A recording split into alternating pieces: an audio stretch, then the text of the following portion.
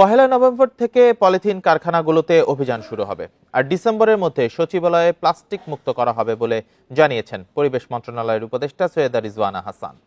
সকালে রাজধানীর আগারগাঁওয়ে পরিবেশ অধিদপ্তরে পলিথিন শপিং ব্যাগের বিকল্প পণ্য নিয়ে সচেতনতা ও বিকল্প পণ্য সহজীকরণের লক্ষ্যে সরকারি বেসরকারি উদ্যোক্তাদের মেলা উদ্বোধন করেন তিনি।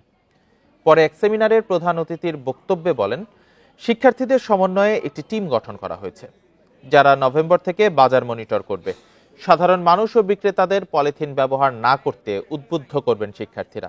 তবে বাজারে এখনই পুলিশ অভিযান নয় বলে জানান রিজওয়ানা হাসান। বলেন, পাট শিল্পের ঐতিহ্য ফিরিয়ে আনা হবে। এ সময় পাটজাত পণ্য ব্যবহারে সবাইকে আহ্বান জানান তিনি। এর আগে মেলার বিভিন্ন স্টল ঘুরে দেখেন উপদেষ্টা। যেহেতু মানুষের একটা অভ্যস্ততা চলে এসেছে, সুপার শপেও যদি কোনো ধরনের কোনো সমস্যা হয় আমাদেরকে জানাবেন, আমরা একসাথে মিলে এই সমস্যাটার সমাধান করব। এটা কাউকে শাস্তি দেওয়ার জন্য না, মানুষের জীবনটাকে নিরাপদ করার জন্য এই উদ্যোগ। আরেকটা বড় উদ্যোগ হচ্ছে আমাদের পাট শিল্পটাকে আমরা ফিরিয়ে আনবো।